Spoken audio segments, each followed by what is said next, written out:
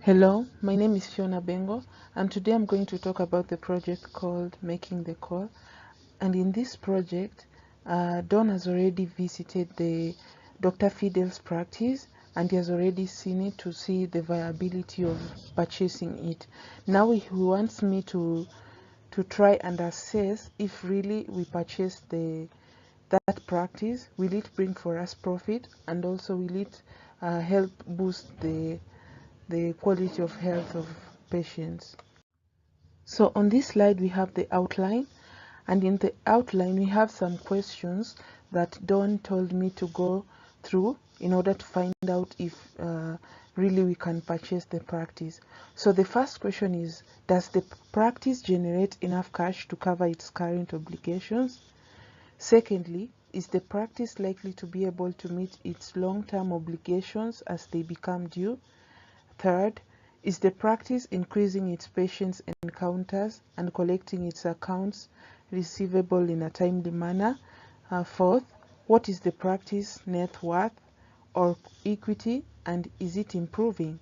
Is the practice improving its profitability on a sustainable basis? Fifth, how might the hospital's acquisition of Dr. Fidel's practice impact the future financial performance of the practice itself? All factors considered, do you think it is a good idea for the hospital to acquire the practice? Why or why not? And lastly, I will go through the reference list. So on this slide, I'm going to start with the first question that I was asked by Dawn to answer. So it was, does the practice generate enough cash to cover its current obligations? So for me, in order to answer these questions, I decided to form a table in which it has three columns: the year, the current ratio, and the quick acid test. So these columns have been used to show some of the parts of the financial statements of Fidel's practice. So as you can see, in the year 2013, the current ratio was 1.685 times, and also in the year 2013, the quick acid test was 1.279 times. So let's move on to the year 2014. So in the year 2014, the current ratio was 1.421 times, and the quick acid test was 1.078 times. So what do we notice on this table is that the current ratio and the quick acid test has reduced. So it means it has gotten worse. So it means that the company doesn't have the ability to pay its short-term obligations consistently, because when the current ratio and the quick acid test continue to reduce year by year, it means that the company is not able to pay its short-term obligations. So in this part, I can say that the practice is not able to pay their current obligations. So that was it about the first slide. Thank you. So on this slide, I'm going to talk about the second question, in which the second question was, is the practice likely to be able to meet its long-term obligation as they become due? So this one, as different from the first one, this one is all about the long-term obligations, but the first one was about current obligations. So we are going to see if this practice is able to meet its long-term obligations. So also I've summarized it in a table, this table that you can see over here. So we have also three columns: the year, and then debt to total assets, and then on the last column we have times interest earned. So when you try to look at this table, in 2013, the debt to total asset was 95.5%. And then the times interest earned was negative 26.540 times. So this was in 2013. Now let's move on to the 2014. So for the one for 2014, the debt to total asset was 95.7%, and then for the times interest earned was 1.187 times. So what does it show us? as we can see, the trend was good. It was getting better and better. As you can see in the debt to total asset, it moved, it added a little percent on it, like 0.2% on it, in which we can say that it's much better. And then for the times interest earned, it really changed at a bigger rate. Because imagine from negative 26.540 to 1.187. That is quite a big change. So this means that the practice is able to meet its long-term obligation as they become due. So that was the explanation that I had for this particular slide. Thank you. So on this slide, I'm going to talk about the third question, in which it was, is the practice increasing its patient encounters and collecting its accounts receivable in a timely manner? So also this one, in order to answer it, I decided to form a table. So the table is shown below. We have the year on the first question. The second one, we have inventory turnover. And then on the third, we have average collection period. And then on the fourth column, we have fixed assets turnover. And on the last column, we have total assets turnover. So in 2013, the inventory turnover was 13.291 times. And then for the average collection period was 60.84 days. And then for the fixed assets turnover, we had 5.147 times. And then for the total assets turnover, we have 1.975 times. So in 2014, the inventory turnover was 10.299 times. And then average collection period was 89.10 days. The fixed assets turnover was 6.487 times, and the total assets turnover was 1.636 times. So there is a mixture of things here, because when you see the average, the inventory turnover, it got worse. So on 2013, they were getting it in 13.291 times, but in 2014 was 10.299 times. So it got worse a little bit. And then let's move on to the average collection period. So for the average collection period, they were collecting it by 60 days. We can say, we can round it off to a whole, which it is 60 days. And then in 2014, it became 89 days. You can see it got worse because they were using a shorter period in 2013 to collect, and then in 2014 now they are using longer days to collect, in which it's kinda it's not good. So it got quite high days. And then for the fixed assets turnover, this is where kind of things became better, because in 2013 the fixed asset turnover was 5.147 times, and in 2014 was 6.487 times. So it got better, which means the practice is at a good place in fixed assets turnover. So on the last column, we have total assets turnover. So for 2013, it was 1.975 times, and for 2014, 1.636 times. Even on this one, it became quite worse.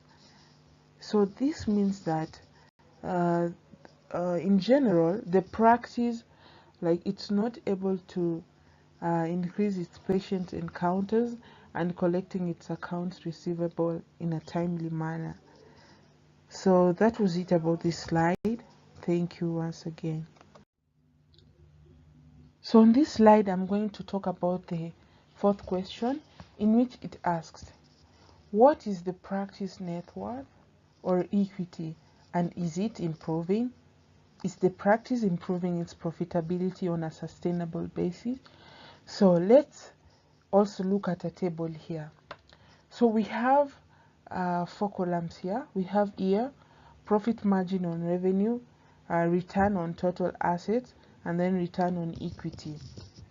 So for the profit margin on revenue, In the year 2013, it was negative 6.7%, and in the year 2014, it was 0.2%. So it means the practice is improving its profitability on a sustainable basis, because in the year 2013 it was a negative, and but in 2014 it's now 0.2%. So it means it's getting much better. So let's move on to the return on total assets. So on the return on total assets, 2013 was negative 13.2%, and in 2014 was 0.3%. So this shows that the company is really improving. So the practice is quite good, because the return that they are getting from the total asset is quite big in 2014. So it means that they were able to improve on the gains that they were getting from their total assets in 2014. Then on the last column we have return on equity. So in 2013 it was negative 294.5%, and in 2014 it was 6.3%. So also here it quite improved, because in 2013 it was negative, but in 2014 now it is a whole number, which is 6.3%. Actually, it's a very big change. So it means that this practice has a very big network, and it's also improving year by year. And then the company also has profit on a sustainable basis, because on each on each one of these columns we see the profit margin has improved, return on total assets has improved, return on equity also has improved. So this practice is really improving on a sustainable basis. So on this slide I'm going to talk about this question: how might the hospital acquisition of Dr. Fidel's practice impact the future financial performance of the practice itself? So this question, in a summary, it's trying to ask, like, if Dr. Fidel decides to sell the practice to the stronger hospital, like, which financial impact will the practice get by itself? So I have some answers here. So the first one is increase in productivity. This is because when the practice is sold, there will be a lot of doctors who can be able to work inside the practice, and in which it will increase productivity. The second one is clinical efficiency. So on this one, when someone needs a clinical assistance, so it will be efficient, because there are many doctors over there and many physicians over there. So the other thing is integration effort. This is because there will be different people with different things to do, so it will be integrated.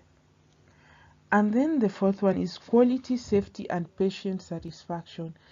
This is because when it is sold to the hospital, there will be many physicians, and then equipment will be available, so it will be safe for patients to get medical health, and also they will be satisfied. The other one is income from ancillary activities, and the other one is good citizenship. As you can see, when Dr. Fidel sells this practice to Dawn, she will be able to get a very good impact on the future financial performance of the practice itself. So this is a good opportunity for her. So in this question, it asks, all factors considered, do you think it is a good idea for the hospital to acquire the practice? Why or why not? So this question is actually asking me to give a recommendation. Is it good for it to acquire this good company? So in order to make a recommendation, I considered two factors. The first one is quantitative factors, and the second one is qualitative factor. So for the quantitative factor is all about numerical numbers, and then for the qualitative is just in word form. So and they normally say, before you you consider the qualitative factors, you have first to consider the quantitative factors. So for the quantitative factors, we have summarized it in a table again. So in which we have the year, the profit margin on revenue, debt to total assets, return on total assets, and then return on equity. So in 2013, the profit margin on revenue was negative 6.7%, and 2014 was 0.2%.